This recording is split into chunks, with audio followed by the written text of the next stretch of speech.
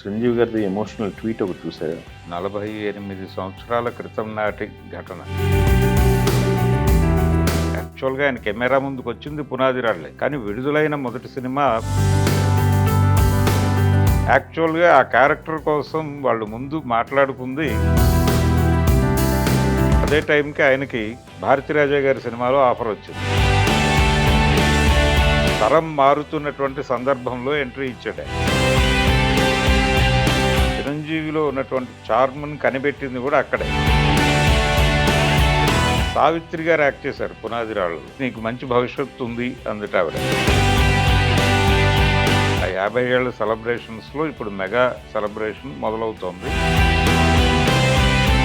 ఇన్ని అద్భుతమైనటువంటి విజయాలు ఉన్నప్పటికీ కొంత వెలితి కూడా ఉంది ఆయనే చెప్పుకున్నట్టుగా. దానికి అంకురార్పణగా ఈ ట్వీట్ చేశాడేమో ఈయన అనిపిస్తోంది.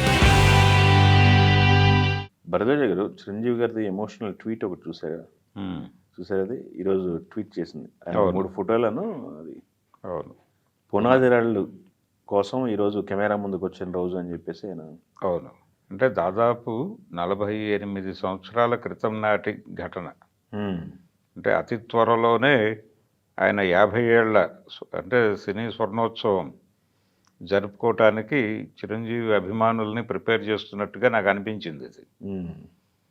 ఎందుకంటే 78లో ఆయన నటించిన మొదటి సినిమా రిలీజ్ అయింది. అంటే యాక్చువల్గా ఆయన కెమెరా ముందుకు వచ్చింది 'పునాది రాళ్లే'. కానీ విడుదలైన మొదటి సినిమా 'ప్రాణం ఖరీదు'. అది తర్వాత వెళ్ళాడు. ఈ షూటింగ్లో ఉంటూ అటు వెళ్ళాడు ఆయన. అది ముందు రిలీజ్ అయింది. ఇది 79లో రిలీజ్ అయింది ఈ సినిమా. కానీ షూటింగ్ మాత్రం 78లో కానీ లేదు 77 చివరిలో కానీ మొదలై ఉండాలి ఇది. అంటే ఈ రోజు అంటున్నాడు ఆయన. ఈ రోజు అంటున్నాడు కాబట్టి 78లో మొదలై ఉండాలి. ఫిబ్రవరి 11 అంతే. అంతే. అంటే ఆ ప్రకారం చూసుకుంటే దాదాపు 48 ఏళ్ల క్రితం సంఘటన. ఇంకొక 2 ఏళ్లలో ఆయన సినీ స్వర్ణోత్సవానికి సిద్ధమవుతోంది రంగం.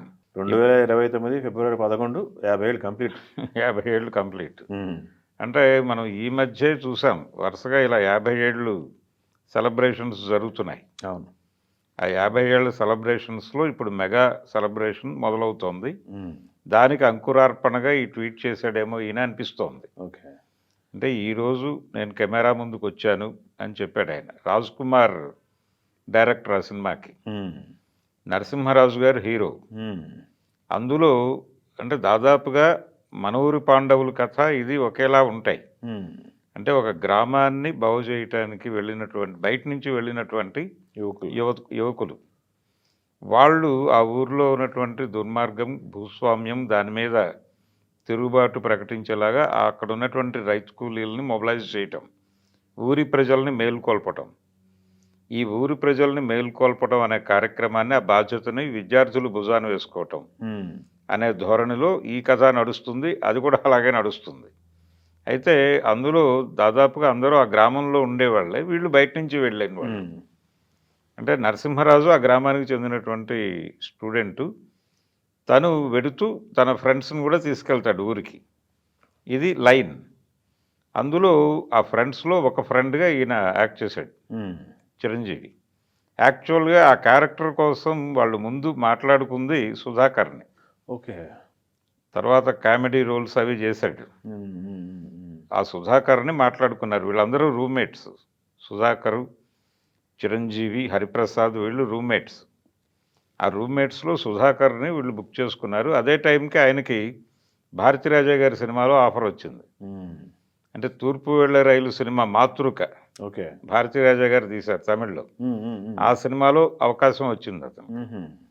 వచ్చేసరికి దానికి వెళ్ళటం బెటర్ కదా, దీనిలో కంటే కూడా అది హీరో క్యారెక్టర్ కాబట్టి ఎలాగా ఇది ఏం చెప్పాలి వీళ్ళకి అనుకుంటూ, మరి మేము అంతా సిద్ధం చేసేసుకున్నాం, నువ్వు ఇప్పుడు కాదంటే ఎలా అన్నప్పుడు మా ఫ్రెండ్ ఉన్నాడు అతనితో చేయించండి అని చెప్పేసి చిరంజీవిని వాళ్ళకి అప్పచెప్పాడు.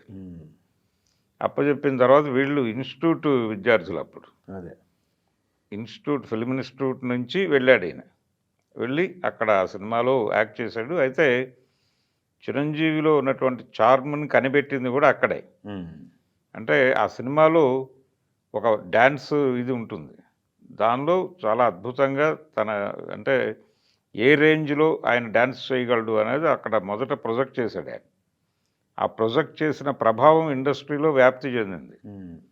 దీని తర్వాత వెళ్ళినటువంటి 'ప్రాణం ఖరీదులో' కూడా ఒక పాట ఉంది. సోలో సాంగ్ ఉంది చిరంజీవికి. ఆ సోలో సాంగ్ ఆనంద్ పాడాడు. జాలాది గారు రాశాడు. చక్రవర్తి గారి మ్యూజిక్ అద్భుతంగా ఉంటుందది.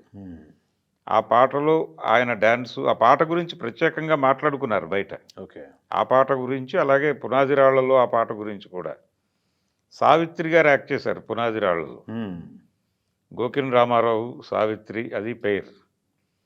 ఆవిడ దృష్టిలో పడ్డాడు ఇతను. ఓకే. ఓకే. చిరంజీవి. ఓకే. పడి నీకు మంచి భవిష్యత్తు ఉంది అందట ఆవిడ అప్పుడే. అక్కడి నుంచి మొదలైనటువంటి ప్రయాణం అంటే ఆయన కెరియర్కి ఒక రకంగా పునాది రాయి పేర్చినటువంటి సినిమా అది. అందుకని ఇది చాలా ఉద్విగ్న భరితమైనటువంటి క్షణం అనే పద్ధతుల్లో ఆయన ట్వీట్ చేశాడు. నిజమే అది. అంటే ఇంత సుదీర్ఘమైనటువంటి కెరియరు నడుస్తుంది, ఈ రేంజ్లో వెళ్తుంది. అలాగే తెలుగు సినిమా నిజానికి ఆ టైంలో దాదాపుగా సౌత్ ఇండియాలో 2-3 ఇండస్ట్రీల్లో ఈ ఒక సమస్య మొదలైంది. అప్పటికున్నటువంటి హీరోలు అందరూ కూడా 50 దాటేసి 60లకు దగ్గర పడుతున్నటువంటి టైం అది. సెకండ్ జనరేషన్ కోసం వెయిట్ చేస్తుంది. తమిళ్లోనూ అదే పరిస్థితి, తెలుగులోనూ అదే పరిస్థితి. తమిళ్లో తెలుగు కంటే ముందే మొదలైంది ఆ కండిషను. నెమ్మదిగా కమల్ హాసన్, రజనీకాంత్ ఎమర్జ్ అయ్యారు అక్కడ. అదే. తెలుగు సినిమాకు కూడా అలాంటి కొత్త రక్తం అవసరమైనటువంటి టైంలో చిరంజీవి. ఇంకొకటి ఏంటంటే చిరంజీవి గారి కెరియర్లో ఇంకొక అడ్వాంటేజ్, తరం మారుతున్నటువంటి సందర్భంలో ఎంట్రీ ఇచ్చాడు ఆయన. జీవితాల్లోకి అప్పటి వరకు ఎంటర్టైన్మెంట్ అంటే కేవలం సినిమా థియేటరు, సినిమా మాత్రమే. కానీ సినిమాకి ప్రత్యామ్నాయంగా వీడియో క్యాసెట్లు వస్తున్నటువంటి దశ. థియేటర్లకు ప్రత్యామ్నాయంగా టీవీలు వచ్చేసినాయి ఇంట్లోకి. దాంతోపాటు వీడియో క్యాసెట్ ప్లేయర్స్ వచ్చినాయి, వీడియో క్యాసెట్స్ వచ్చినాయి. విదేశీ సినిమా నేరుగా నట్టింట్లోకి వచ్చేసింది క్యాసెట్ల రూపంలో. ఆ టైం యూత్ దానికి ఎక్స్పోజ్ అవుతున్న టైం. వాళ్ళు దాంతో మ్యాచ్ చేసుకుని తెలుగు సినిమాని కంపేర్ చేయటం మొదలైన దశ. అప్పుడు వాళ్ళ అభిరుచులకు తగ్గ హీరో తెలుగు తెర మీద చిరంజీవి రూపంలో ఆవిష్కరణ జరిగింది. అది అంటే ఒక రకంగా ఆ టైం కోరుకున్నటువంటి హీరో చిరంజీవి. అలా ఆయన ఆ జనరేషన్కి కనెక్ట్ అయిపోయాడు. ఆ కనెక్ట్ అయిపోవటం ఇప్పటి వరకు నడిచింది. ఇది 48 ఏళ్ల ప్రయాణం. ఈ 48 ఏళ్ల ప్రయాణం ఇంకొక 2 సంవత్సరాల్లో మనం 50వ ఏట అడుగుపెట్టబోతున్నాడు. ఎన్ని విజయాలు, ఎన్ని అపూర్వమైనటువంటి సినిమాలు. అయితే ఆయన కెరియర్ ఇంత సుదీర్ఘమైనటువంటి కెరియరు, ఇన్ని అద్భుతమైనటువంటి విజయాలు ఉన్నప్పటికీ కొంత వెలితి కూడా ఉంది ఆయనే చెప్పుకున్నట్టుగా. అంటే ఒక జానర్ సినిమాలు ఆయన చేయలేదు. అంటే ఆయన కౌబాయ్ సినిమా ఒకటి చేశాడు, అలాగే ఒక హిస్టారికల్ ఫిక్షన్ ఒకటి చేశాడు సైరా రూపంలో. కానీ జానపదాలు చేయలేదు, అలాగే పౌరాణికాలు చేయలేదు అనేటువంటి ఒక వెలితి ఉంది. ఆఫ్ కోర్స్ ఆయన వెళ్తున్న టెంపోలో ఇది చేసుకుంటా పోతే టైము కేటాయించాలి కదా. అవకాశం వచ్చింది ఆయనకి. ఓకే. అంటే స్ట్రైట్ రౌడీ సినిమా తయారవుతున్న టైంలో టి సుబ్రహ్మరెడ్డి గారు ఆ సినిమాకి ప్రొడ్యూసర్. అవలేదు కాదు. అయితే ఆయన అనుకున్నాడు అప్పుడు వీరార్జున అని ఒక సినిమా చేయాలి అని చిరంజీవితో అనుకున్నాడు. కానీ అది వర్కౌట్ అవ్వలేదు, పక్క వెళ్ళిపోయింది. అది తప్ప ఆ 2 తప్ప మిగిలినవన్నీ ఫుల్ఫిల్. ఆయన ఏ లెవెల్కి వెళ్ళాలనుకుని ఇండస్ట్రీకి వచ్చాడు. అంటే చిరంజీవి గారి తండ్రి గారు కూడా సినిమా పరిశ్రమలో కొన్ని ప్రయత్నాలు చేశాడు. ఆయన ప్రయత్నాలు చేశాడు. ఫల్గుణ మూవీస్ బ్యానర్తో ఆయనకు ఒక రిలేషన్ ఉండేది. వాళ్ళు చేసినటువంటి జగత్ కిలాడులు, జగజ్జంత్రీలు ఈ తరహా సినిమాల్లో ఆయన వేషాలు వేశారు. కానీ ఇక్కడ కష్టమే అనిపించి ఆయన వెనక్కి వెళ్ళిపోయాడు ఉద్యోగంలోకి. కానీ ఆయన సాధించాలనుకున్నది కొడుకు సాధించి చూపించాడు. చూపించడం మాత్రమే కాకుండా ఆ కుటుంబం నుంచి చాలామంది హీరోలకి ఒక రకంగా ఒక బాట వేశాడు ఈయన. అలాగే 1-2-3 డైరెక్టర్లు వచ్చారు ఆ ఫ్యామిలీ నుంచి. అందరితో అంటే నిర్మాతలందరితోనూ చాలా అంటే ఒబీడియంట్గా ఉంటూ ఎవరు ఏమన్నా అది పట్టించుకోకుండా కెరియర్ మీదే దృష్టి పెట్టి ఎలా ఎదగాలి అనటానికి కూడా చిరంజీవి ఒక రకంగా రోల్ మోడలే. ఎవరిని నొప్పించకుండా వాళ్ళకు అనుకూలంగా ఆయన నడుచుకుంటూ వెళ్ళినటువంటి పద్ధతి.